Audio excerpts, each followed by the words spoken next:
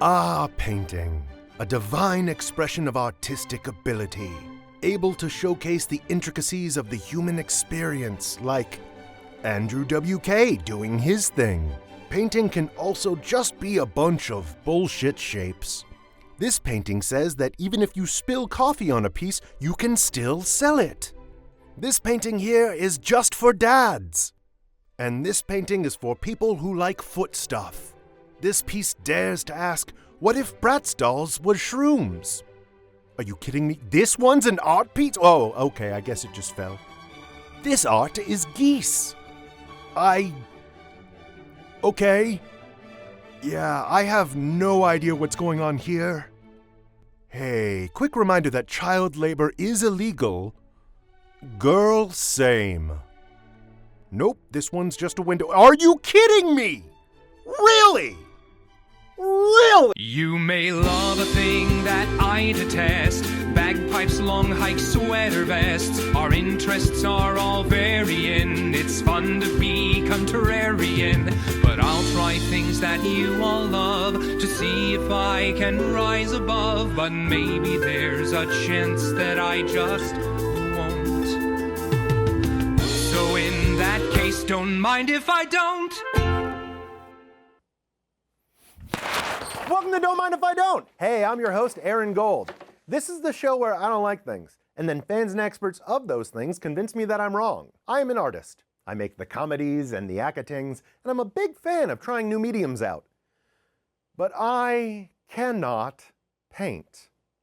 Painting is messy and inaccurate. It boggles my mind that some people can create such sharp strokes using stuff that looks like Peter Gallagher's eyebrow on a stick.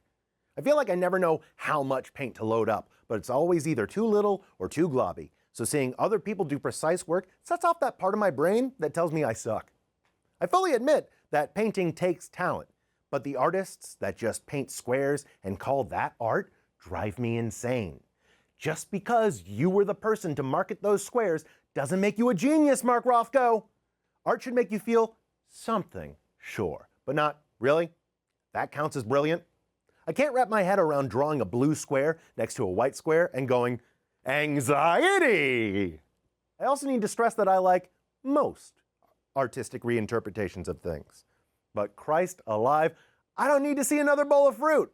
If you have the ability to paint things realistically, why choose a banana and some grapes? Make something we've never seen before.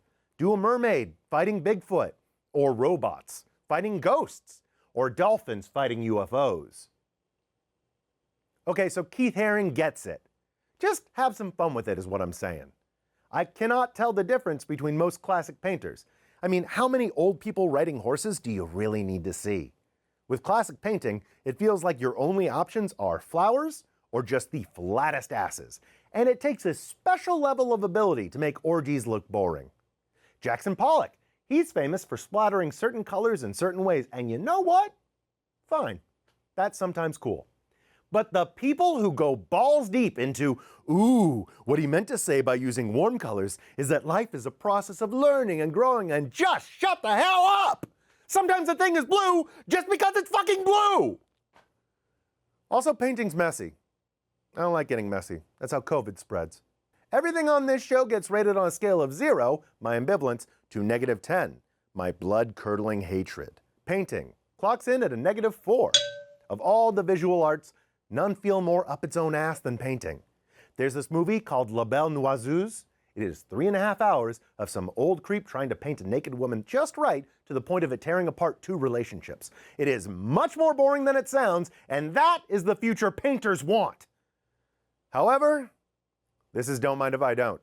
So I have no choice but to see if I can learn to enjoy painting. Joining me today, as always, is artist, journalist, photographer, and painter, Christine Stoddard. Christine, how's it going?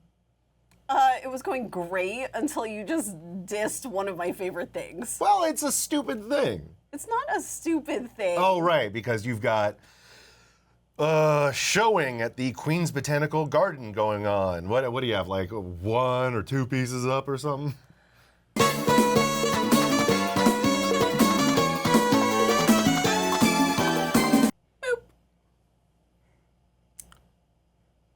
Ow. Joining us today are mixed media artist, writer, and English professor at Concord College, Meagan J. Meehan. Thank you for having me. I'm very happy to be here. Thank you for being had. We are equally happy. Also joining us is painter and professor of the Foundations of Art at CUNY, Diana Naccarato. Thank you so much for having me here. You are also welcome to that. We're nailing it.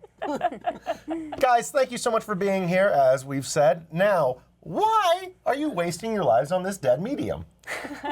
Painting is not a dead medium. Painting makes you feel alive, and it brings things into the world that otherwise wouldn't exist. So Photoshop exists. yeah. Well, what I mean by that is that when you paint something, or when you, like I'm a mixed media artist, for example, you sculpt something, you put something together, it basically comes directly from your imagination, and I like the fact that it is hands-on. It gets you away from the screen for a while, makes something beautiful and colorful, and brings joy to people. I'm sure that you can appreciate that. You have seen her beautiful Oh yeah, I'm work. full of joy right now. Yeah. She's so happy, and you just want to piss on her happiness. I want to piss on everything. That's what this show is about. Me and my big piss. What about you, Diana?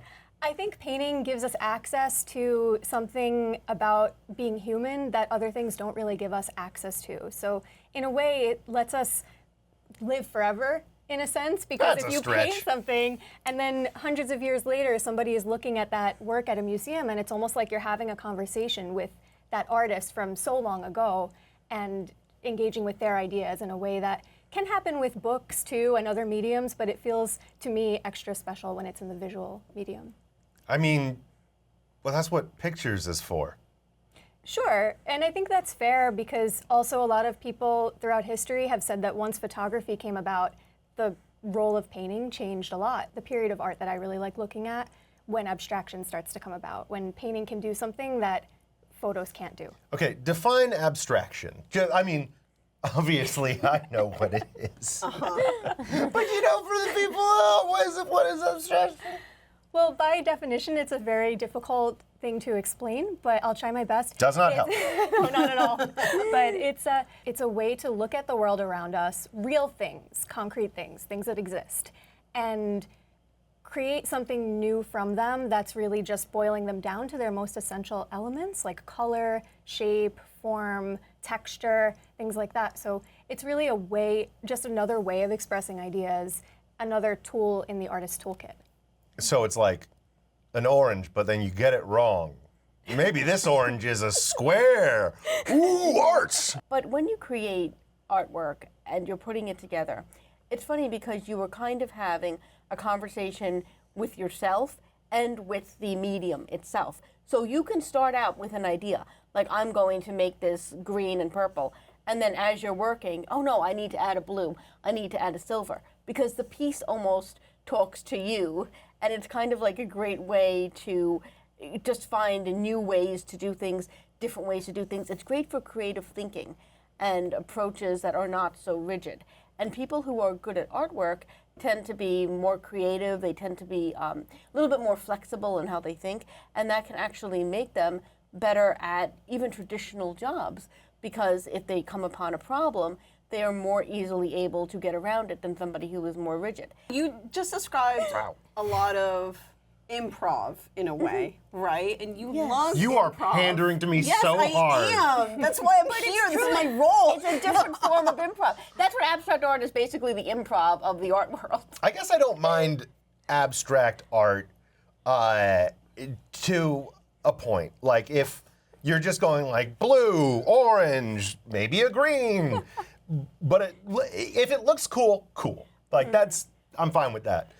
But I am so bored with a lot of like realist art that is just like another bowl of fucking fruit. And I get the point is to try to capture the image, but it's artistic. It's a bowl of fucking fruit. Like, isn't that boring? Aren't you bored by that?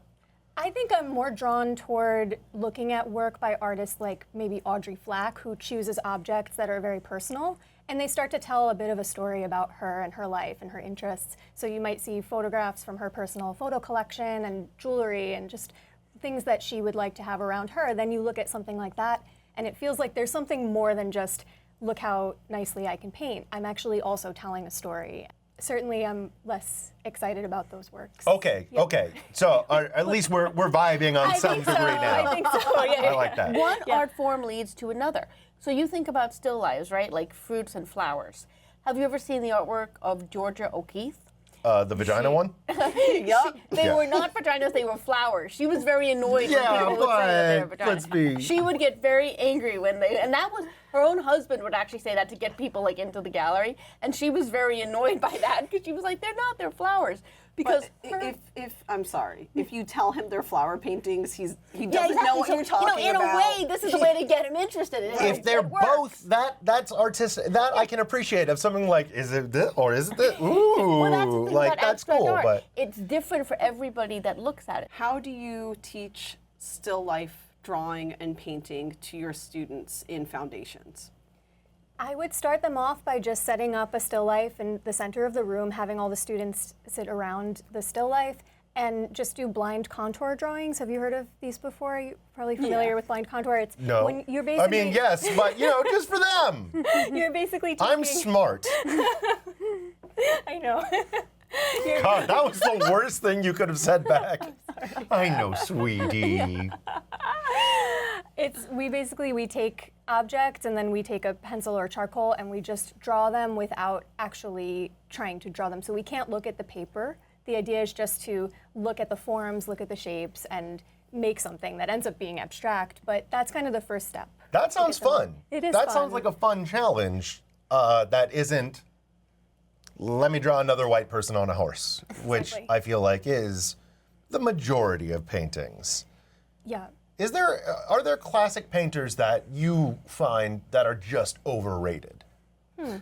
Call them out. Let's call them out. Let's think about this. Bonus points if they're still alive. Well, I personally find abstract art a lot more pleasing to look at than something like classic Rembrandt's, for example. Even though Hear he that, was a Rembrandt? master of light and color, I would much rather look at Don't backpedal. Moreau or Matisse, or that's just my personal opinion. And I find that even if there's a piece I'm not really connecting with at the museum or in a book or whatever it is, if I give it more time, it's kind of like a person, I guess, in a way. Like you can usually get to Interesting. find something you like about it or at least appreciate about it, even if you're not going to hang out with them every day, kind of thing. So I feel like that helps me, keeping that mindset helps me kind of discover new artists and find something that's exciting. You just spend a little bit more time and eventually you get to love them. Hey, I just got that.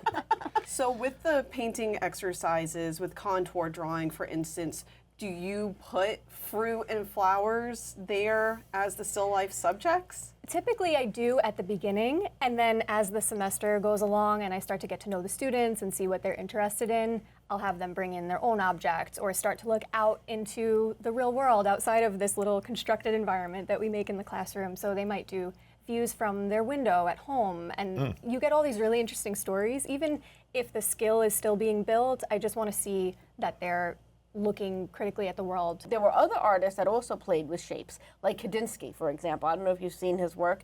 It's beautiful. We'll It's have very some appearing intricate. right here. Yes, it's very... Oh, wow, look at those. Editing! So the way that you teach your students, you encourage them to be individuals. It's not just, well, here's the bowl of fruit, you all have to paint it the same way. You want them to make different things. You want them to find their own voice. That means that you've really found your own style. If like let's say you're spending some time painting and your plan later is to go out to a nice dinner or see your friends or something fancy maybe. And oh no, I can't. I got blue all over. Always. That's the story of my life. I'm always finding paint. So do something else. Places. I like to think of it as sort of taking an idea apart, taking something apart, making a mess of it, and then putting it back together. The final piece, even if it might look like it's very expressive and it might look messy, the final piece is just kind of a result of that experiment. That's how I like to think of it. Percentage of time. How often do you make such a big mess you can't get the paint off your hands that you looked at the painting and then go like, that was worth it? Percentage of time. Oh, not very often. Honestly, for every one piece, I'm just going to be honest with you on this one. I hear what you're saying because It feels good. I'm just soaking up the right.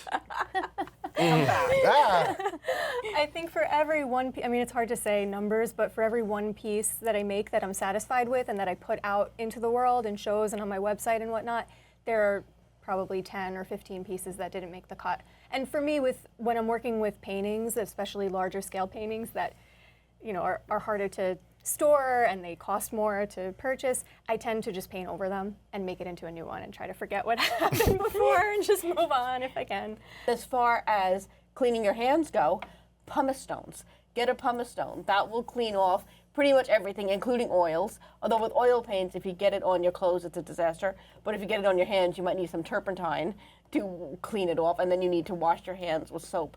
So I've got to buy special cleaning stuff too. Yeah, with oils, not with acrylics or watercolors. Okay. What do you like to paint with? Acrylics and watercolors. All right, good. So you see, That's what I have at home. she doesn't torment you with oils. No, Not she yet. has other things like glitter. Oh, glitter. It's- Great. I don't hate glitter. I hate when glitter gets everywhere. I love glitter. Glitter is forever, ever. You're not allowed at my home. Glitter makes everything fabulous, right? Everything is better with glitter. I mean, look at who you're talking to. Look at my necklace. Look at You my have to earrings. choose, me or her. Look at my nails. Look at this.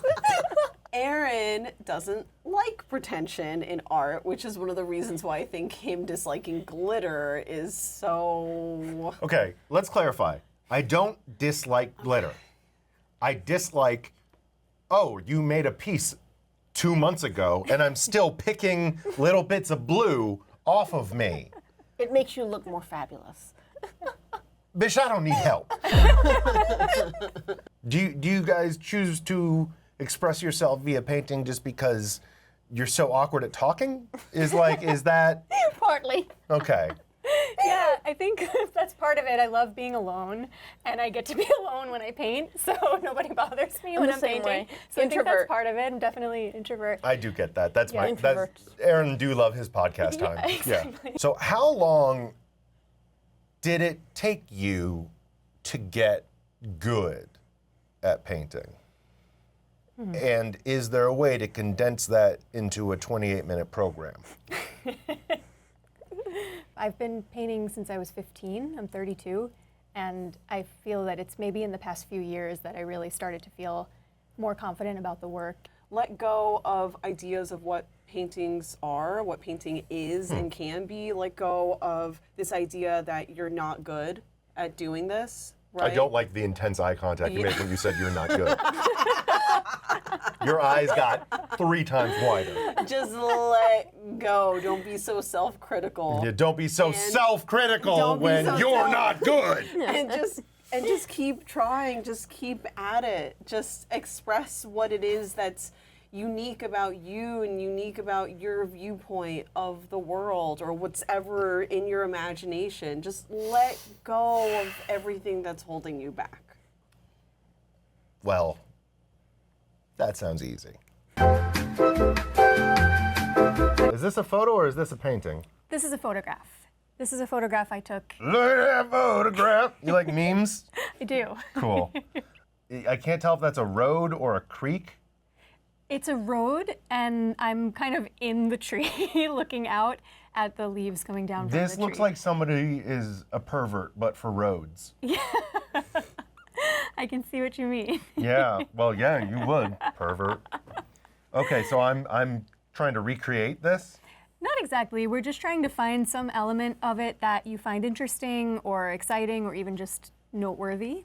And we'll start there and then we'll build something around that. So is there anything about the picture that you like, the color or shape or something that you see? It's cool greens. Mm-hmm. There's a bunch of them. Greens. Cool. I don't mean to make fun of your photography, but that's absolutely what I'm doing. That's fine. Yeah, I'm like, why did you do this? So I've been doing an ongoing project where I go out into nature in different parts of New York City and different places where I travel. So this is in Sardinia, Italy. And I take photographs and videos and sound recordings in nature and I bring those back to my studio and use them as references for my paintings, which then become entirely abstract. And they look nothing like this, but I want them to somehow capture something about the essence of what we're looking So at. I'm going to capture this thing's essence. In some way, yes. We're going to try. You've tricked me into being a pervert. Great. And just start mixing it. Man, if I was high, I'd really be entertained by this. It's so much fun, So right? play along at home. How Abstraction. accurate am I looking to be with this? I don't think you should try to be accurate. I think Okay, good. Don't No. worry. I think just try to like pick up on one shape that you see and riff off of that. Well, I see the dark green right along the tree. Yeah, let's do it. Schwab. Oh, look at that. It's moving. Yeah, it's fun, right? Calm down. Then what do I do? We can definitely mix more paint. Yeah. Let's bring this over here for you. Yeah, give me them globbies. Okay, let's just get this. Give me the globbies and feed my soul. I'm gonna get paint all over my toe. I like dipping dots. Hold on, wait, let me make this lighter. Look, I'm doing art. You proud yet, Dad? Try holding the paintbrush less like a pencil. Yeah, exactly. Try to bring some movement in from maybe your wrist. And then maybe you could bring your shoulder. Exactly. Being a little more expressive with it. Maybe just Yeah, that's worse. covering some more. This There you feels go. so awkward. Holding it like this. Yeah, but like, how am I supposed to use my shoulder more? I guess it's easier when we're standing to involve the shoulder in it. But I think you're doing a good job. I think you're lying. No. Is this watercolors? Are we doing watercolors? No, we're just watering down the acrylic a little bit so that we can see what happens when it's not as solid. When it looks a So- little bit more like sick piss. Yeah, a little more like watercolor. And then you can even experiment with taking some away. I know we just put all of this paint down, but you can see what happens if you take a little piece of paper towel and start to dab it, maybe bring it around and see what happens. Make the mess. Clean it up. Exactly. I Okay. would like to do Let's switch. less piss. Okay. Let's wake this color up again. Yeah, get up, color. It's time for you to do something with your goddamn life. So far, this looks bad. Just remember, this is the beginning of the painting. Paintings can take hours or days to make. So often the first beginning stages look like this, very washy. Well, we've got a very- 28-minute show, so this one won't. What technique am I doing here? What is this called? You are painting wet on wet. So, sorry, I don't know how else to say it. So just wet paintbrush into the wet canvas. I feel like this doesn't look very good. And that's a long pause she just took. So, I think she agrees. Well, I think there's always something to appreciate in a piece. So there's definitely like moments that I enjoy here. It feels like the beginning of a painting, though. It feels like you just started it and it's not finished yet. You were supposed to make me good at this. Oh, well, I think There, I did it. It's an art. yay. Compare this with the tree I was supposed to do. And good job, me. Yeah. I think so. We tried different colors, we mixed some colors, we tried different techniques. What did we accomplish here? Do you think it's finished? I don't think it needs. I think this segment is. Here, I did art, and that's reality. I didn't do great. Well, since that last one was a bust, we are going to try something new. I'm going to just do a complete forgery of someone who has no right being a famous artist. Mark Rothko, I'm calling your ass out. We are going to do this painting because it's essentially nothing. And I'm going to copy it and get a new career as a forgery artist. Well, the first thing is that we're not using acrylics this time. Given the abysmal failure of the last art project, Ow. I think it's better to start with watercolors. But you will like watercolors because they are not as messy. Hey! So the first thing you do, you dip the brush into the water, and then you dip it into the yellow right here. Okay. And just swoosh it around. Swish, swish, swishy, swash. I'm taking a bath. And now, if you look at the painting by Rothko, there's this yellow square at the top. So you want to make a yellow square. Where does he come up with this? Good, just keep going. And it doesn't matter if it runs, that will be disguised later. It doesn't matter to you. This isn't your easel. And you see the way that the more color you pick up, and as you put it on the canvas, it kind of automatically makes different shades. That's what a lot of people love about watercolors. Yeah, it's unpredictable. Like me. I could do anything right now, but I won't. I'm doing a bullshit square. I'm gonna break this. You're not, you're fine. You have to have more confidence. You're making a beautiful piece of art. I will break this. Once you master this, then you can start to add your own flair to it if you want. Yeah, maybe make it interesting. Oh, God. What was that? It's coming along. Boy, I don't know how to unpack that. Oh, no! Get out of there. You can always cover the yellow again. That's true. Fuck it. So now you're showing how something you didn't initially like, you're making your own through the painting process. Yeah, I'm showing how it can be better and good. So you see, you're proud of yourself. You're proud of your work. I'm proud of sticking it to that fucking hack. So we've accomplished something here today. You are a good teacher. You can take the smaller brush. Don't help Just me. that. I can do this. I'm a painting master. Look at me. I'm the Mark Rothko now. You remember that from Shrek?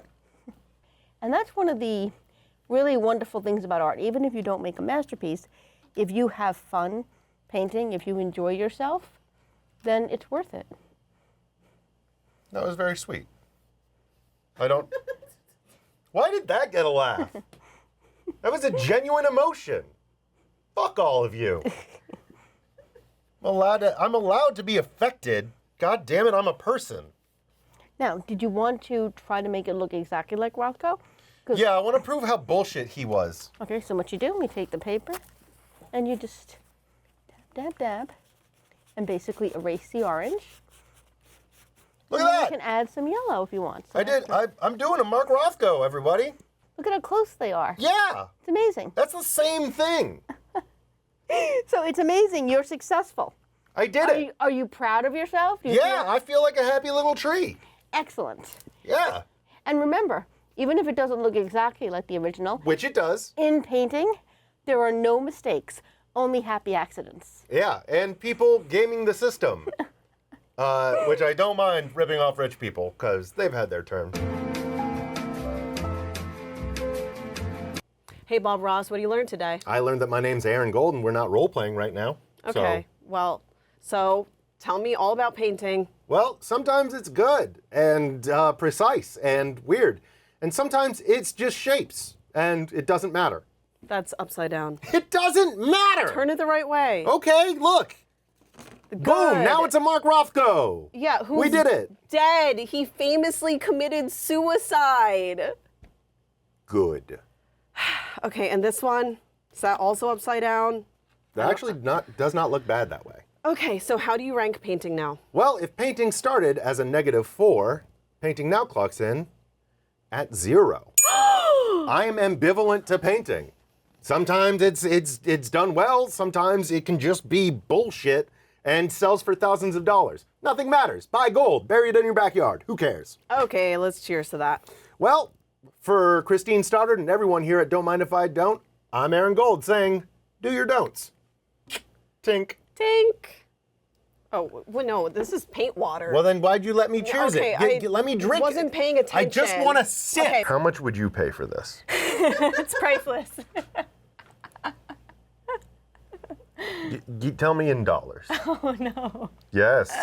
In dollars for a painting on paper that size, it's so hard to say. Quit dodging the question. $1 million? Okay, now you're just lying. You may love a thing that I detest. Bagpipes, long hikes, sweater vests. Our interests are all varying. It's fun to be contrarian. But I'll try things that you all love to see if I can rise above. But maybe there's a chance that I just won't. So in that case, don't mind if I don't. Welcome to Don't Mind If I Don't. Hey, I'm your host, Aaron Gold. This is the show where I don't like things, and then fans and experts convince me that I'm wrong. As you can see, I'm not the most fashion-forward guy. Outside of the studio, you'll see me wearing a tank top and basketball shorts, or looking like I fell through the ceiling of a combination H&M Hot Topic. My sense of style can be fairly described as a Disney villain's stepson. That said, I'm not a fan of Fashion Week. For those that don't know, twice a year, New York and other big cities become home to the clothed-minded. Fashion collections get ogled and judged by buyers, the press, and people who watch Devil Wears Prada religiously. It's like a Comic-Con, but the cosplayers aren't referencing anything and have replaced their bad odors with even worse cologne. I'm good. Generally, I'm not a fan of being told what I can and cannot do. Except by the incredible and super talented directors I'm auditioning for. You guys are great! And not at all pretentious. I enjoy wearing something I find delightfully tacky, like a really high collar, or a ring with a dragon on it.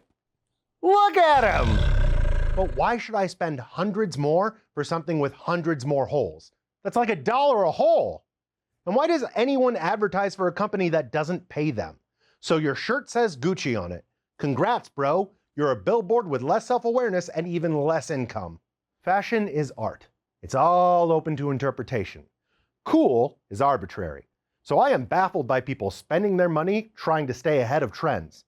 They are sinking capital into a system that does not need their attention, especially when you could contribute to local businesses, charities, or your friend's weird Kickstarter. Everything on this show gets rated on a scale of 0, my ambivalence, to -10, my blood-curdling hatred.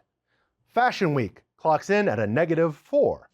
I think Tom Ford selling these for $990 when Levi's has them for $40 is why Jesus won't come out of hiding.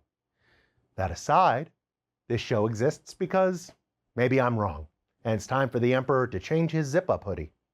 So let's see if I can't learn to love New York Fashion Week. To dive into this stylish world, I followed my co-host, girlfriend, and woman of 1,000 interests, Christine Stoddard, to a fitting for a fashion show she's modeling in. To better blend in with the models, I wore my best and only suit. Let's do some interviews with people that know this world. I do not. We're here with Allison. Allison, what is the process like getting ready for a show like this? Oh my gosh. Well, it's very overwhelming, but fun at the same time. Like shrooms. Okay, I don't do that, but... I've done enough for you. The big question I'm asking everybody, how accurate is Zoolander? What part of Zoolander? Yes. No. Shit. I just gotta pat my weave. We're here with Melvin. How would you fix me? Fix you? Yeah, in a fashion sense, or I guess metaphysically. I was gonna tell you that you looked great today. I'm loving the fit. This is positive encouragement, and I'm not used to it. Sorry? Do you want me to take it back? No. I make people look good. Can you help me? Do you remember Jinko jeans? Jinko? I ain't that old. I am. Sorry. Yeah, I am too.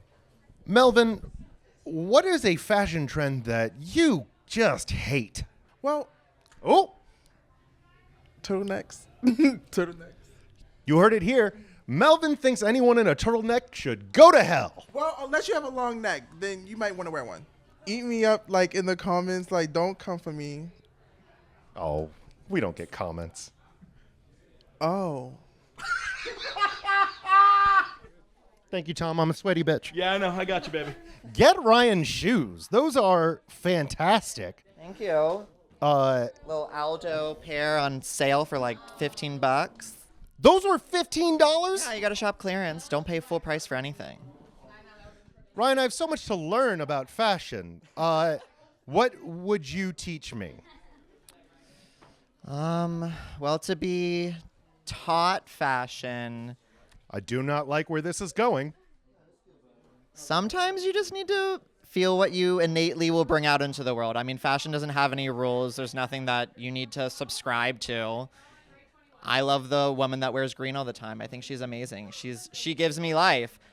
Is that mean she's the most fashionable person in the world? No, but she has a style that I think transcends a lot of people. Wait, is that an actual person? Is Yeah, there it's like someone the known green as lady in New York City? She's like famous for always wearing lime green, and I love her.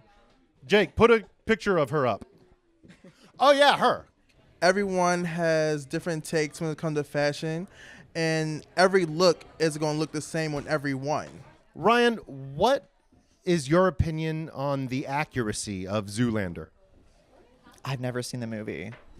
Ryan, are you still in your 20s? Yeah. God damn it! I used to do stand-up, but that was a few years ago. Why'd you quit?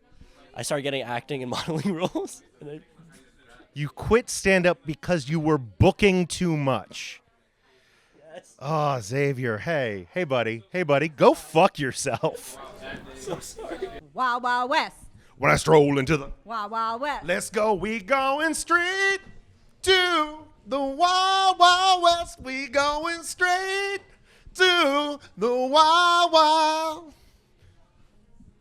Now, once upon a time in the West. Art should disturb the comforted and comfort the disturbed. So, in retrospect, everything is just up for interpretation. Okay, already this is much deeper than the painting episode.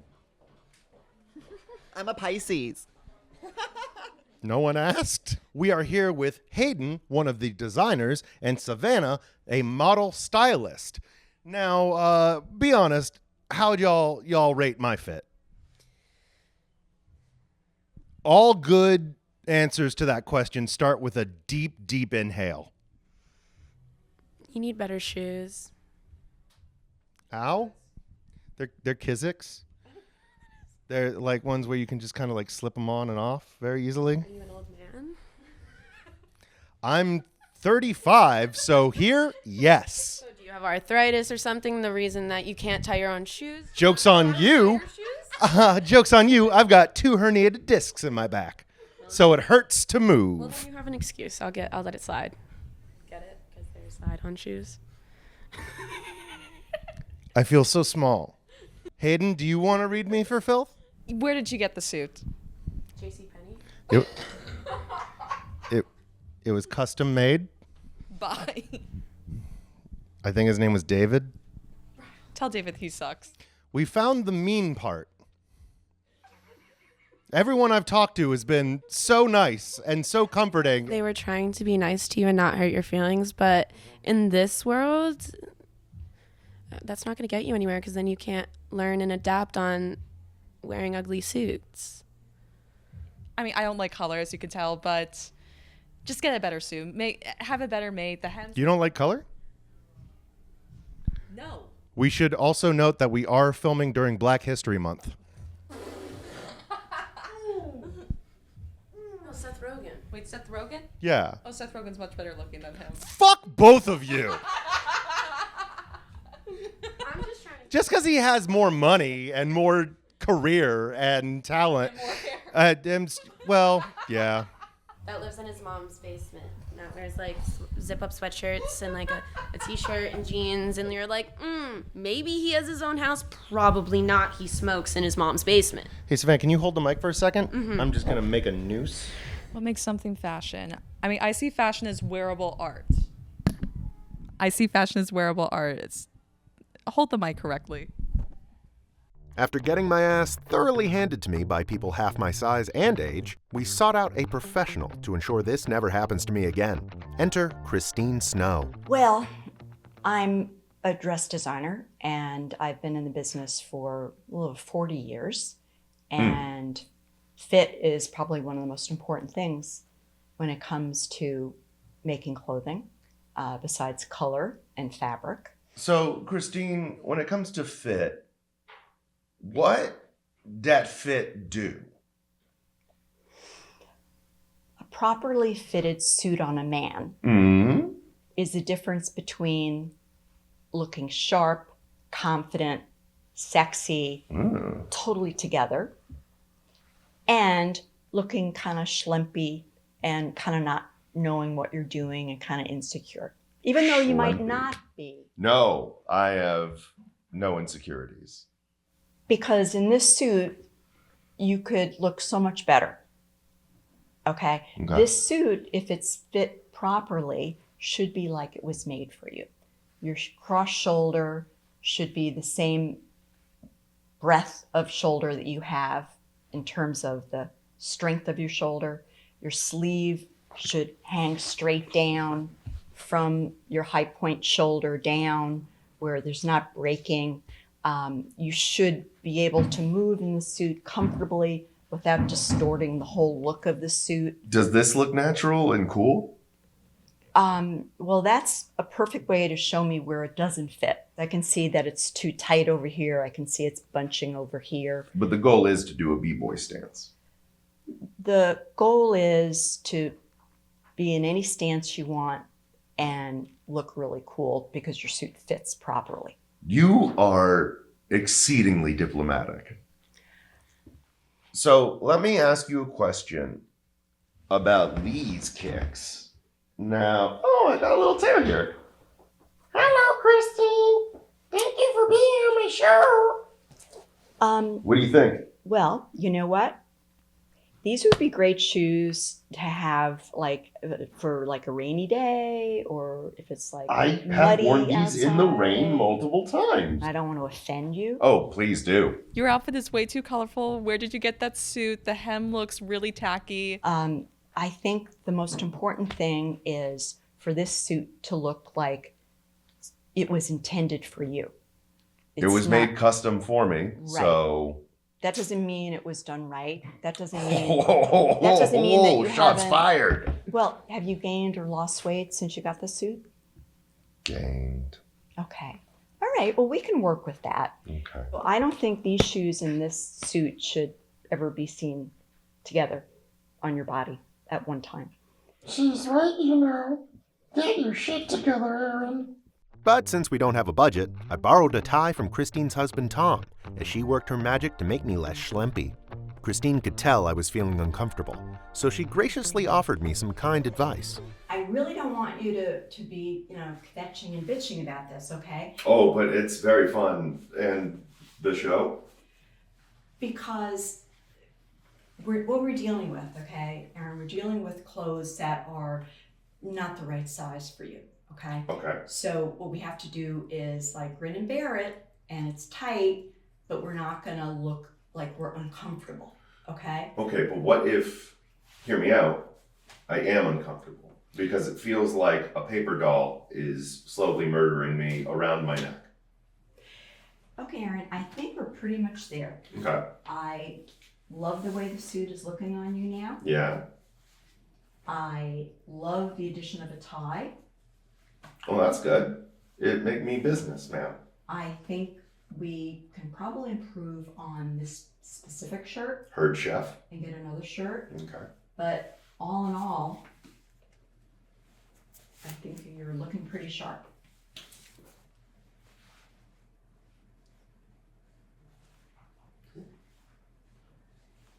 In an elevator? Is there a way that you can shave and get this all clean and sharp in here and cut your hair so it's all perfectly strategically? Can I get my ass to a haircut place? Yes. Yeah. Can you do that? Okay, great. I think that's going to be really important because you have a really tight collar here. Don't I know it? And I'm looking at your neck and I'm seeing stubble. So I want that to be a nice, clean and sharp, precise.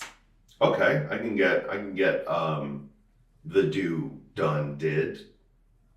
Okay. Feel better?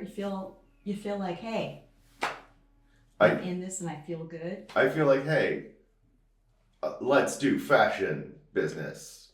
Go. Is that good? Yeah, you're just gonna stand up straight and walk with confidence. And let's do a spin around. Let's see you. There you go. I think you look fabulous. Business. And then it was time for me to use what I'd learned in the clothes I couldn't afford for the big fashion show. But one thing became very apparent to me. I did not belong there.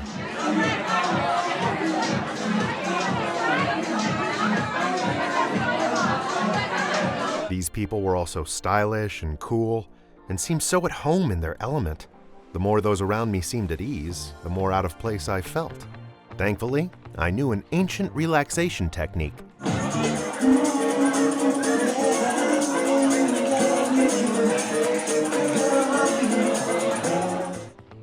It was not very effective. This was where the cool people with style were. And without my dragon ring, how would they know I was one of them? These people were absolutely radiant. They were serving and flexing, and some were even on fleek. Unfortunately, we were repositioning the camera when Christine walked, but she friggin' brought it. But throughout the show, I began to realize something. Truly, anything could be fashion. Anything. So maybe it wasn't about what I wore or how I looked. It was about how I felt. Because these people were blatantly having fun looking cool and sexy. Fashion was less about the clothing pieces and more about how they wore them. Hey, I know her.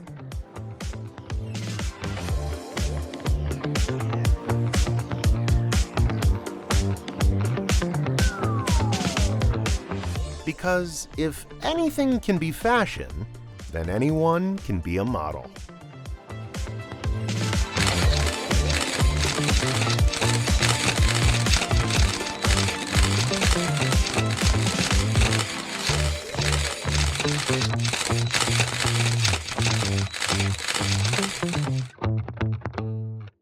All right, handsome. What do you learn this episode? I learned that fashion can be anything as long as you wear it with confidence. You like the new me? You look like Euro trash. Nailing it. Yep. What else did you learn? I learned that fashionistas are mean. They handed me my ass. I no longer had an ass after they took my ass and handed it to me on a silver platter. I put my ass back on, so I have it back, but there was a moment there where I did not have my ass. I'm glad you put it back. Me too. So, how would you rank Fashion Week now? Well, if we started with Fashion Week at a -4, I'd say Fashion Week now clocks in at a -2. It's not as bad as I thought, but I still don't fully see the point. And they handed me my ass. Okay, let's cheers to that. Well, let's do our special Fashion Week cheers. Gucci! For all of us here at Don't Mind If I Don't, do your don'ts. The dragon's still here. Aw, coochie coochie coo. I'm a dragon. This is our sex thing. Hey, Savannah, can you hold the mic for a second? Mhm. I'm just gonna make a noose. Please don't do that. We don't support that. You have to live with your decisions in life and with who you are as a person. This is worse. How is that worse? You may love a thing that I detest. Bagpipes, long hikes, sweater vests. Our interests are all varying. It's fun to be contrarian. But I'll try things that you all love to see if I can rise above. But maybe there's a chance that I just won't. So in that case, don't mind if I don't. Welcome to Don't Mind If I Don't. Hey, I'm your host, Aaron Gold. This is the show where I don't like things, and then fans and experts of those things convince me why I'm wrong. Let's talk football, or as it's more commonly known, acceptable assault. Violence can be fun. I don't like seeing people get actually hurt, but watching an action movie or a good pro wrestling match satisfies that part of my man brain that says, who need therapy? Me break things. Football strikes me as a giant waste of time. Quite literally, this boring-ass game goes for 60 minutes, but takes 3 hours? I'm an adult with responsibilities. I'm not going to cheer for poor time management. People in America get so into football, it's scary. The cops in Philadelphia grease the light poles after a big game to keep folks off of them. But those rabid fans just take that as a challenge. You never see a riot break out after someone wins a Tony. Look, there's a time and a place for being recklessly drunk, and they're both college. If you've got work on Monday, maybe don't flip a car on Sunday. And I hate to be the bearer of bad news, but your fan-based superstitions mean nothing. No Jets game has ever hinged on whether or not some dad in New Jersey wore his old jersey. And yet the traditions of football fandom could be more accurately described as obsessive-compulsive disorder. Everything on this show gets rated on a scale of 0, my ambivalence, to -10, my blood-curdling hatred. Football clocks in at a -8. Now, it would be a -7, but I had to run several yards to get in focus, so that right there is a demerit. However, this is Don't Mind If I Don't, and we are already on the field, so let's see if I can't learn to enjoy American football. So from what I understand, football takes a lot of sports ability, but I've seen the replacements, and I think I'd be pretty good at kicking for no reason at all. Christine, you ready to help me be a kickman? Of course.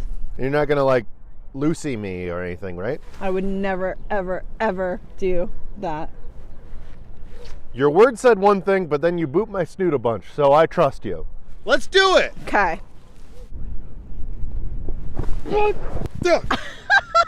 You blockhead! Okay, so maybe it's a little harder than I thought. So I have more football to learn. I'm here with radio producer and host EJ Stewart. EJ, thank you for joining me. Thanks for having me. Hey, so we're here to talk about football. Why are you wearing a basketball jacket? Well, I'm a Jets fan. Have you watched Jets and Giants football? Great question. Yeah. No. So, well, it's not the greatest experience, so rooting for the Knicks now. So you're a fan of the Jets? Yes, big Jets fan. Even with the new FAA regulations? Nothing to do with the FAA, though. That is scary. Nickname? That's the team name, yes, the Jets. Also gangrene. These are horrible names for a thing you're rooting for. I know. It's a little weird, but, you know, hey, this is our team. No wonder you're posing as something else. Yeah, well, again, a 5-12 season will do that to you. I don't know what these numbers mean. So you're telling me the best things about football are not football? No, the football is also amazing. Let me get to the most all-American thing. Do you like violence? A super fan, Aaron, helping us coach, teaching us some new moves that you might see Alex do today. He's going for it. Oh, cloverleaf. No, that's not the cloverleaf. Oh, that's not the cloverleaf. That is the school of Fort Knox right there. Yeah, that's right. Trying to get a little information. Okay, so if the people, if the gossip, if the food can't get you, you want to see 300-pound men slam into each other at full speed for 60 minutes? Big meaty men smacking meat. Exactly. What got you into football? So my dad's a big football fan. So for me, so it's hereditary. A little bit, yeah. My dad's a football fan, and he was watching the Jets, and I was like, "Ooh, he's really into this. I want to be into it." So then I started watching the Jets, and I regret it every day.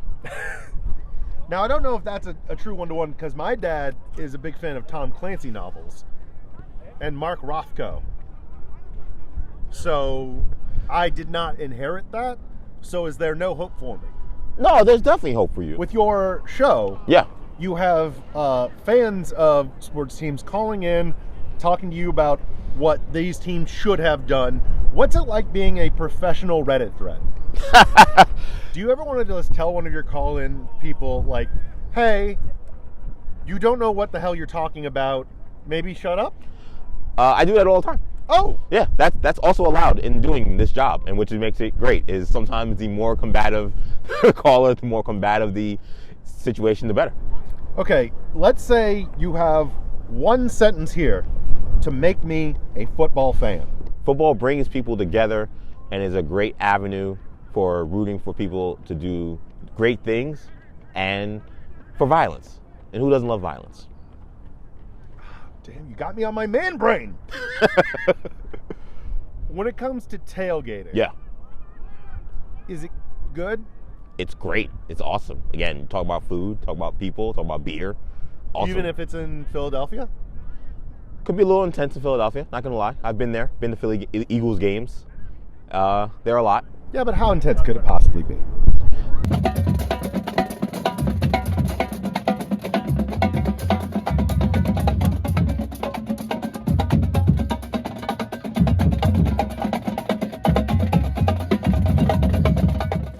Well, we're in Philadelphia, here at the Nest, where Lincoln Financial Field. the Eagles play here. It should be called the Nest. I'm alongside my girlfriend, Christine Stoddard. Hi. And football funny man, Barrett Tribe. Hey, everybody. Let's football. Woo! What are you cooking today? So these are dry-aged ducks that have been dry-aged for several days, brined, coated in a Peking-like glaze, and are now being smoked over pecan and chicory and cherry. And how much are you charging for this? $0. Why? I need a hobby, and this is it. I like to cook. I like hanging out with people. I like my friends to have a place to hang out. I think the Eagles, especially around Philadelphia, the Eagles are like a very center of the dinner table type thing. It's a thing that brings everybody together. And if there's an opportunity for me to help out in any way, that's why I'm here. Now, do you worry that serving duck at an Eagles game is cannibalism? Not yet, although I did serve duck at a Flyers tailgate for the Anaheim Ducks. So it was theoretically cannibalism, if you think about it like that. I do. So I hear that Robert De Niro was here? Yeah, it's a two-time Academy Award-winning actor, Robert De Niro, yes. He found out I was serving duck, actually. And he was also there. He was another tailgate, I think, for some sort of political thing that weekend. So he came out of his Escalade and stopped over here, and then we gave him a bit of duck when he left. How much money do you lose on this a week? Probably hundreds of dollars. Yeah, just from like the labor and the materials. Wagyu ain't cheap, but it's the playoffs, and if we expect them to put out a championship effort, we're going to be doing Wagyu. That's just how it goes. They went to the Super Bowl. We did a bunch of we did like the NFC Championship game. I spent like $1,000 in Wagyu, so it worked. So you are infinitely more cultured than me, and I feel like I've been cucked. I'd say you've been ducked. You come out of the womb, or at least in my household, you're an Eagles fan. You don't really have a choice. You have one TV in the household, and on Sundays, you're watching the birds. So there's not really a whole lot of other options. What would you do if you had a kid and they were a Cowboys fan? That wouldn't happen. Just entertain me. What would you do? They wouldn't be my child anymore. Yeah, it sounds like slaughter. Sounds like a welcoming environment. I thought that maybe I could try start. G-L-E-S,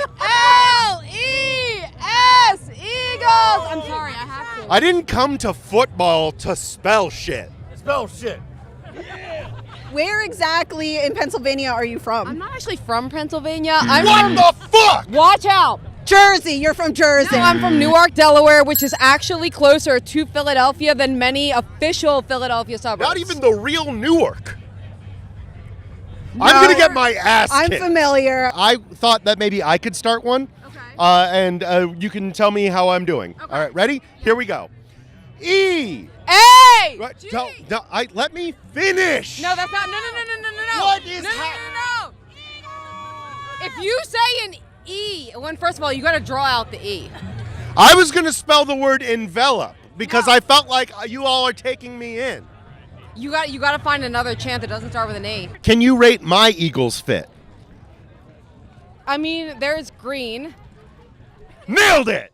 We're here with the chief vibes officer of this tailgate, Brooke. Brooke, what is this? It's family is really what it is. It's a great group of people. We all essentially met on what is formerly known as Twitter. You're here every game? Every single home game. And so everyone has a sort of contribution to the tailgate. So some people make drinks, some people make food. What I do is I'm the first person in line from the group of people. So the lot's open 7 hours before kickoff, and then I'm here typically 3 hours prior to that. Okay, tell us about the fit. Chief Vibes Officer isn't just like a job title, it's also kind of like you have to embody it. And so every game I try and bring a little something different to the fit. So the new tagline is, oh my God, let's hunt. So I thought, let's hunt. So I was like, let me bring that vibe. So what animal has green fur? An eagle, duh. Eagles fans are known, I think the main word is people would use as aggressive. Look at me. Do I look aggressive? You just threatened to hunt me. Do I look intimidating? You have an army behind you. You have to understand, people say that because they don't know us. This is hands down one of the nicest, friendliest, like welcoming group of people. And people have their stances and their opinions, but you have to come experience it to believe that that's not actually the case. No, I believe that you guys are peaceful. Hey, tell me about the greased poles. I've been on one once. I can't talk about it on camera, though. So tell us about the friends you've made here. When I said the word family, I truly meant that with every fiber of my being. Like, it's not just friends anymore. You become a community. How's the dating pool? God awful. Ew. Okay. All right. Reek, if you were going to make me a football fan using only one sentence, what would you say? Go Birds! Yes, sir. Yes, sir. Yes, sir. I've been saying that shit since 2018, since we won the Super Bowl. Hey, we going back this year. I feel it. I feel it. That had a lot of ellipses in it, but I'll count it. Go Packers! Yo, get your ass out of here. Yo, look at these turkeys. Turkeys have entered the building. You gotta go. Sorry. This is our interview. Sorry. Sorry. What is happening?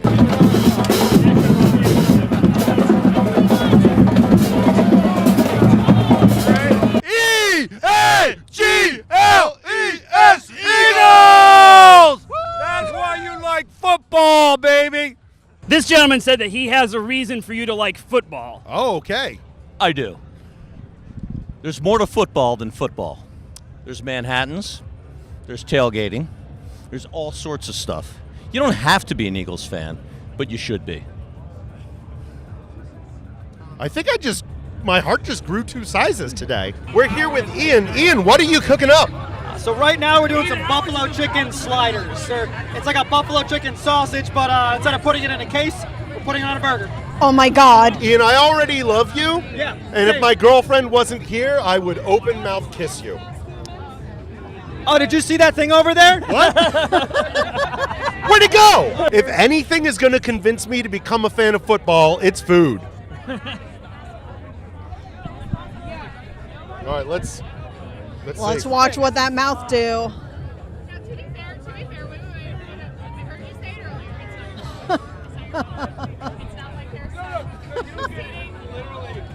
That all right? Is this what being an Eagles fan tastes like? Yes. So before the game, it's all happiness. After the game, it's usually disappointment, but not this season. This season, we're winning the Super Bowl. So this season, it's going to taste like this after the game, too. What are you going to do if the Eagles lose? There's a bottle of Crown Royal at my house, and I'll cry into it until I fall asleep later. And what are you going to do if the Eagles win? There's a bottle of Crown Royal in my house. I'm going to happy cry into it later. I made burnt ends last night, and so today we're going to have burnt end cheesesteaks. I made burnt ends last night, too.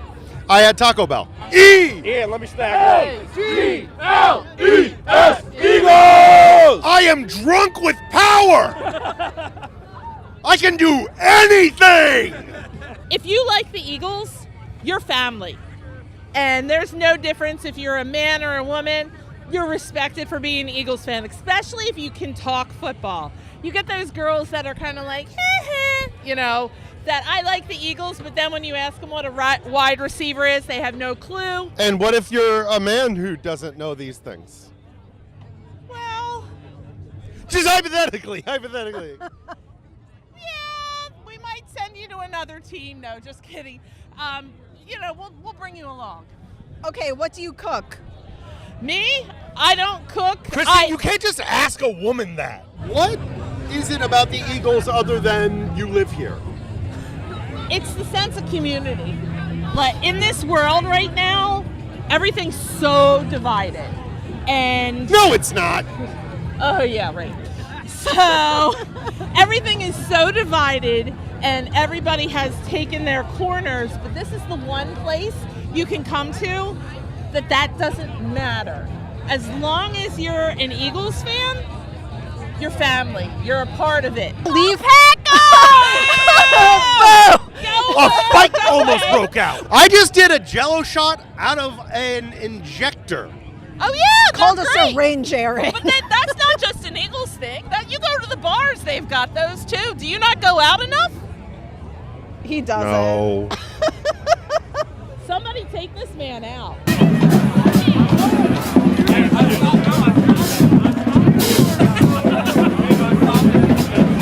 Eli Manning obviously being one of my favorites of all time. Obviously.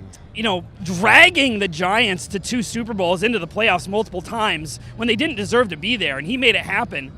And then the Giants started failing. They lost Tom Coughlin. They brought in this other. Can you answer this question in words Sure. I understand? No. Oh. No, I can't. Fair enough. Aaron, that's the problem, man. I can't explain this to you in words you understand because you don't understand football.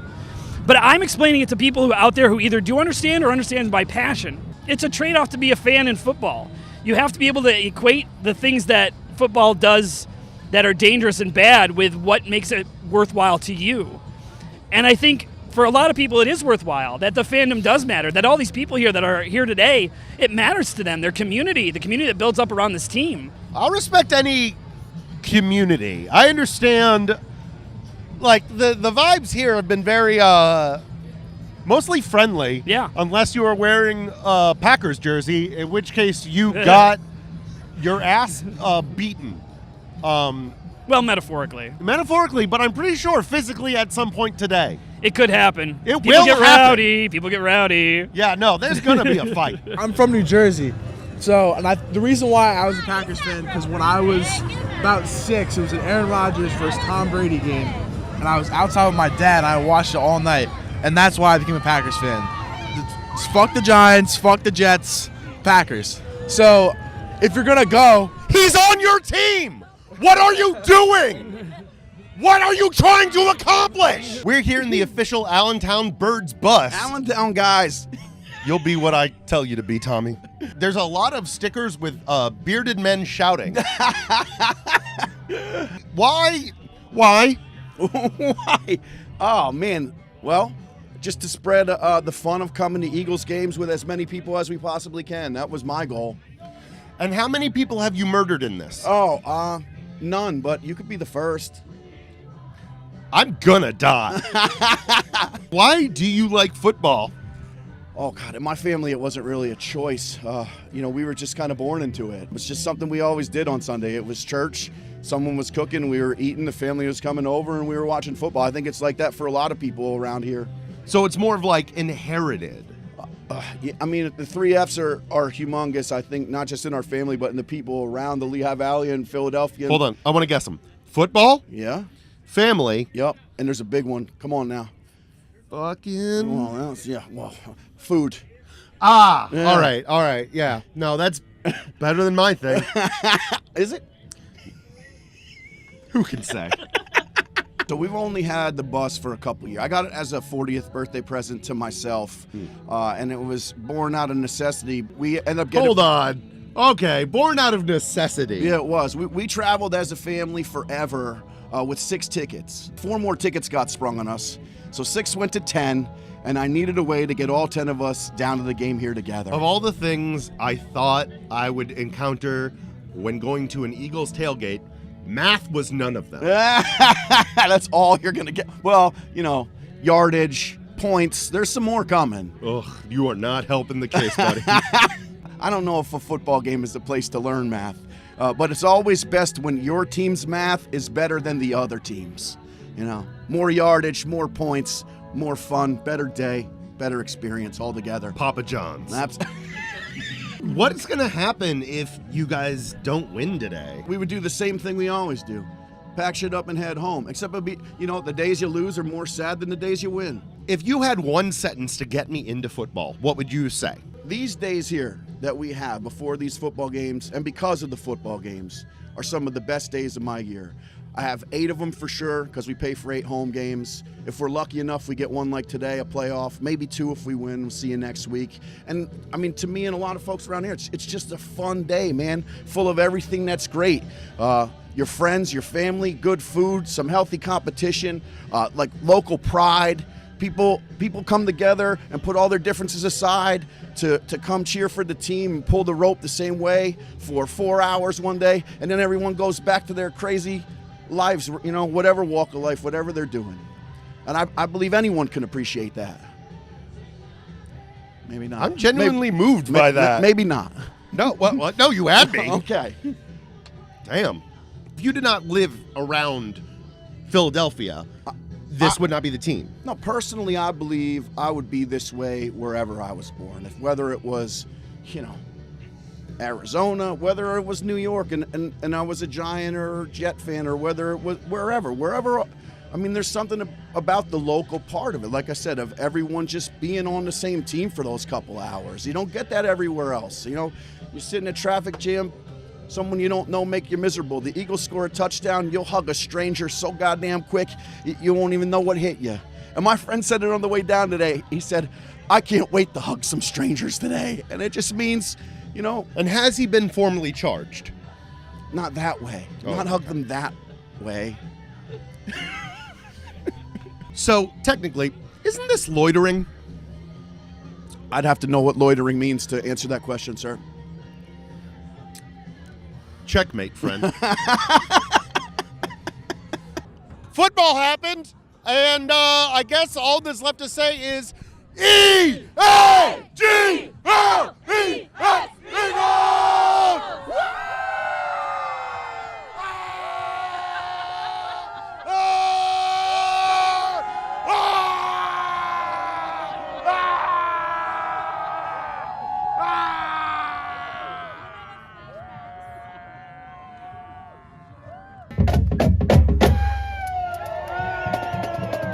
So to teach me how to be a good football boy, we've got former NCAA quarterback Zach Fogel.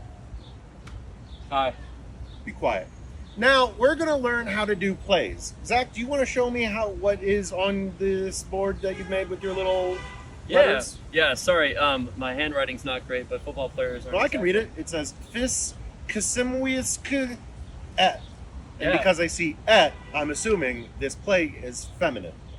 Oh, et like a suffix? Yeah. Yeah. So every offensive position, with the exception to the 5 offensive linemen, who are always the same: the right tackle, the right guard, the center, the left guard, the left tackle.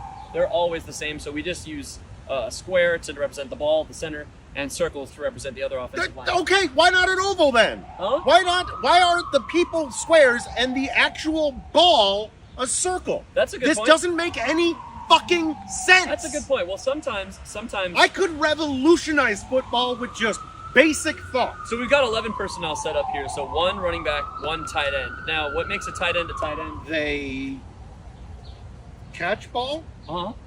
And also run with ball. And also pass ball? No, but they can the thing about a tight end. There's children right there. Tight end can block like an offensive lineman, or if we're running a pass play, he can also go out on a route and catch, like you said. So tight end is it's like a hybrid between a receiver and an offensive lineman. He does it all, tight end. Yes. Okay. Yeah. So oftentimes you have a really, really big player like the offensive lineman, but who's also a really good athlete. Like, all right, for example, Travis Kelce in the NFL as a tight end. Ah, yes, and he is Taylor Swift's boyfriend. He is Taylor Swift's boyfriend. Football. This is the formation. It's a standard shotgun formation with the quarterback about 5 yards behind the center, the running back next to him. You have one tight end, you have two wide receivers, and a slot one receiver. Nazi officer. I see that SS. You do have a Nazi officer. That's what SS stands for. I'm And just see, kidding. this is why I don't like football. I'm kidding. SS stands for strong safety. So this is end, tackle, corner. And Free- FS stands for Free fuck's sake, which is what I'm feeling right now learning this. Free safety, close. Okay. Strong safety, Sam, Mike, Will. And hold on. Are you joking when you call them Sam, Mike, and Will? Yeah, so Sam, Mike, and Will, it basically just means strong, middle, and weak, but we just like to use names for things. Who wants to be the weak football player? Well, so and also, isn't that the kicker?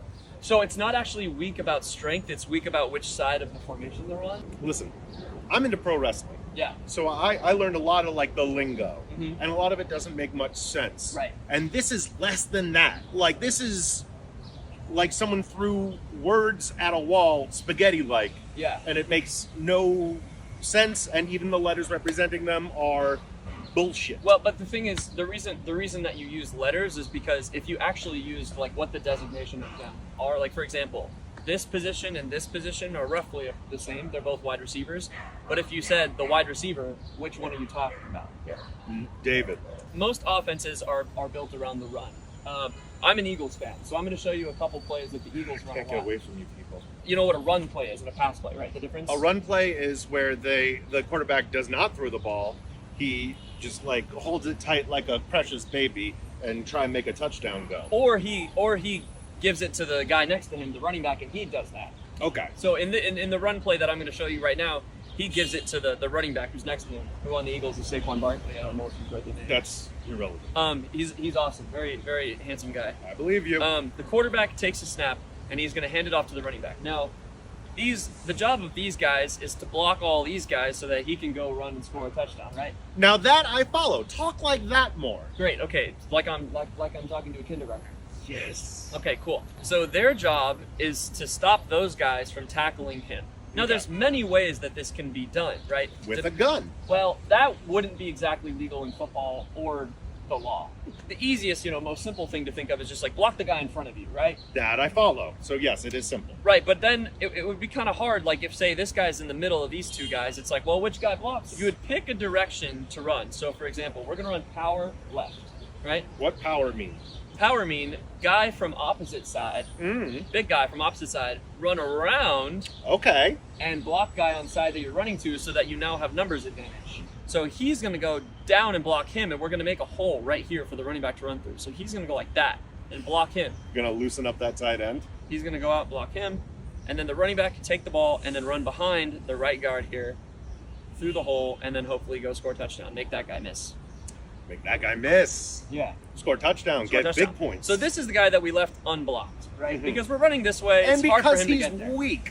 He's on the weak side, yeah. Yeah. So it's hard for him to get there. So it's the guy we're going to choose to leave unblocked in this scenario. And Now- everyone just ignores the Nazi because that's what they deserve. All right, so you ready to see me throw the rock? Yeah, let's see what you got.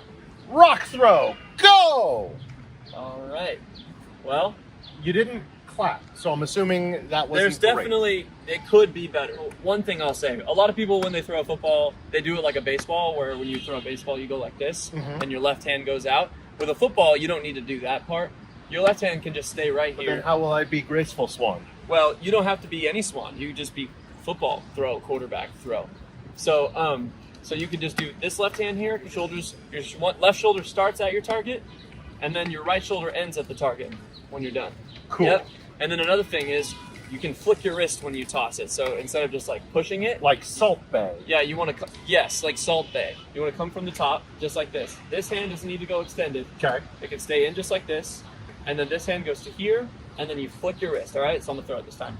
Okay. Oh, that was better than mine. You had like your whole hand on the lace like that. Yeah. What I would do is just put your ring finger on the second seam. This little piggy? Yep, this little piggy, and then your smallest little piggy on the fourth seam, and then your middle finger right on the edge of the seam. That's how. Okay. Yep, just So like like that. that? Yep, and then remember this arm stays in tight. You get a full shoulder rotation, and then flick your wrists. Closer, much closer. Like T-Rex. Hang on. Let me Yeah. try it one more time. Our producer does this better than me. Okay. Yep. So shoulders. box man. You're gonna separate your hands, Llama. and then Squeeb. that was your best throw yet. Really? Yeah. It looked awful from my perspective. Well, it looked better than the first two. So why do you like football? I mean, I think it's one, very entertaining, right? I love baseball, basketball, soccer. I love all sports, but you know, in basketball, if one guy on offense isn't playing very well that day, one guy can kind of take over. Or in baseball, if one guy has a bad day, there's 8 other batters, and you can score 15 runs with one guy never doing a good thing the entire game. But in football, you know, like I showed you in those plays, if any of those guys runs the wrong way on that play, the play doesn't happen. I think it's the ultimate, like, every single player has to do their job in order for anything good to happen. So to put this in terms I find relevant, Yeah. it's like putting together a balanced Dungeons and Dragons party. Yes. Everyone has their different roles, and when everyone's doing their jobs right, you succeed. That sounds great. You don't follow Dungeons and Dragons, do you? I've never played, but it sounds like fun. I've always wanted to. I've always wanted to try D&D. Okay, he knows the lingo. Yeah, as they say, right? And there's a what do you call an MD? Is that a person? No. A doctor. Oh no. Who's the person who leads the game? A DM. DM. Sorry, DM. Insofar as it's an ultimate team sport, it kind of represents a lot about life and working together and stuff. So I love that about it. So you're both a literal and emotional team player. Sure. Yeah. That's a good way to put it. I just have one last question. Are you my dad now? I think that's how it works. Yay! So we're here at our friend Matt's house alongside with the episode's director Nate, and I'm gonna watch a whole football game. And my expectations are low. I do not think this will fix me in terms of becoming football guy, but I do think I'm going to eat a bunch of snacks. Okay, so Eagles versus the W. And we want the green boys to win. That's right. We are wearing green just for that specific reason. Me too. Football! The winner of this game goes to the Super Bowl. It's the WrestleMania. Oh! Just from my limited knowledge, it seems like the Eagles are a much better team. They had a much better season. Yeah. I think they have better talent on both sides of the football, so I agree. And a lot of people don't like the Eagles. Yeah. Why? But Philly fans have a bad reputation. We can be a lot. We can be a little rough. I would explain the 4 teams that are left in terms of wrestling. I'm listening. As Kansas City Chiefs, Buffalo Bills. Kansas City Chiefs are Roman Reigns. Okay. They have not lost in the last 3 years. They've won the last 2 Super Bowls. They've won 7 straight playoff games. Nobody's been able to beat Because them. of Taylor Swift. Because of Taylor Swift. The Buffalo Bills are the team that has lost to Kansas City the last 3 times in a row, and they're trying to beat them again. I think they fit kind of a Sami Zayn mold where you're like, scrappy underdog, everybody in the country is rooting for them. This game, you have the Commanders, who are young, hot, upcoming team, here to kick everybody's ass, Braun Breaker. Okay. I wish you used AEW terms. The Eagles could fit either 2 different characters. 2 years ago, they lost to the Chiefs in the Super Bowl, and I think that they are ready to finish their story. Oh! So, to me, they have a Cody Rhodes storyline. Mm-hmm. I think that there's a lot of people who could consider them maybe like a Seth Rollins type of character. Obnoxious, over the top, tweener sort of, good guy, maybe... maybe fashion sense. The great fashion sense, maybe too full of himself. Okay. This, either way, I'd be rooting for Eagles then. by those terms. Yeah, that's the right choice. Okay. Now we're getting to the point in the game where I'm bored. Yeah. And it's like, I feel like I've watched slight variations on things. Yeah, first down, hooray. Wasn't that exciting? No. What does a one possession game mean? How many points can you score in one possession? The most. 8? Yeah. Yes. Okay. So if you have more than that, more points than that, difference, 9 points, how many possessions do you need to tie or win the game? 2. Yes. You didn't know you were doing a third grade math problem, did you? So a one possession game means one possession could change everything. Yes. God, I feel like I just had an aneurysm. Ugh. I hated that. Because I made you do subtraction?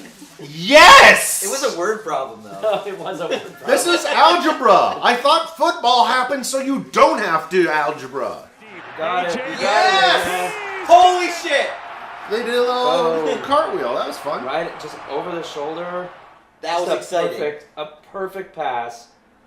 Exciting is generous. I'd say good. Oh, Bobo! Yes!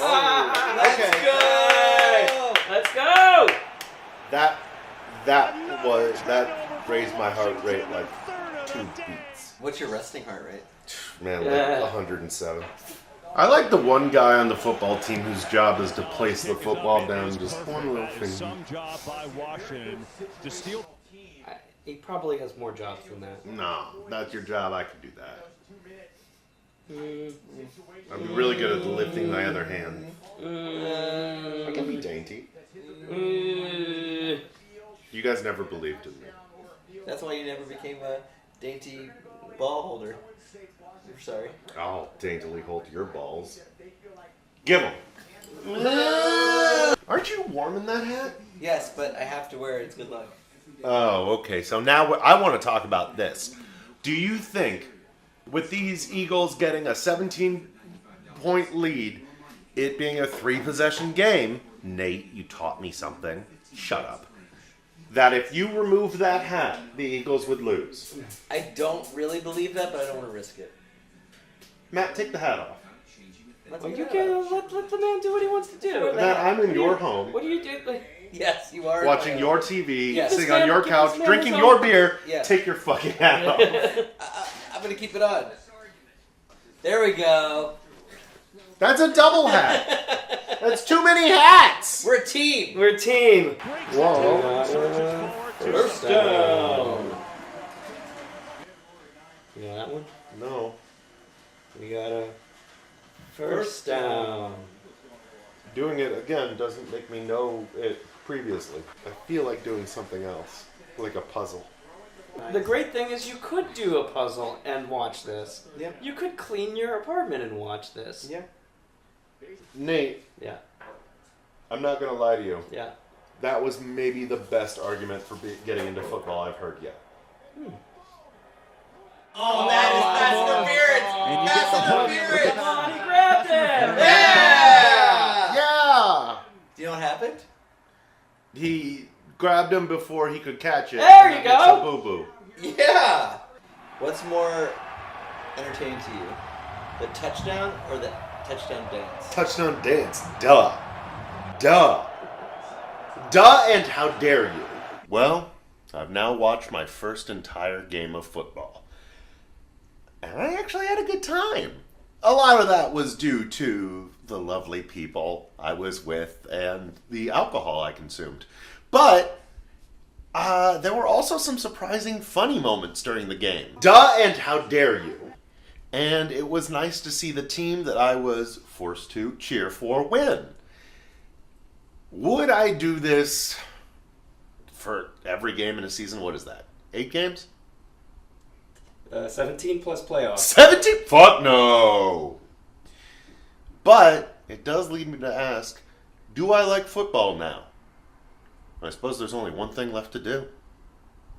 All right, 8Dog, what do you learn? I learned that football communities are a lot less judgmental than I thought they were.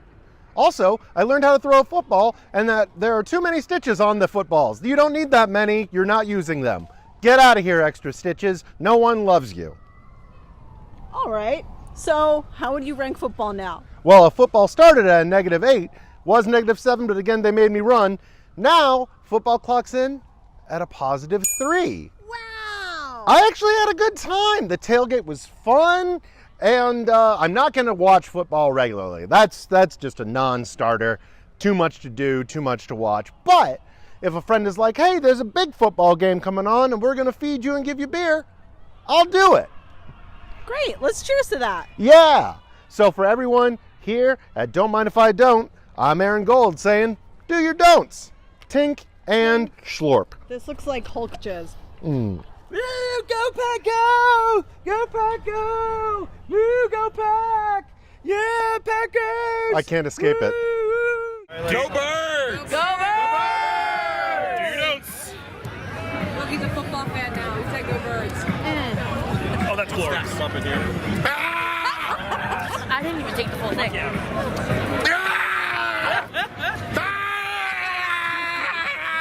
With the wet stuff. Here you go! Here you go! Oh my god. The freaking chant bit worked.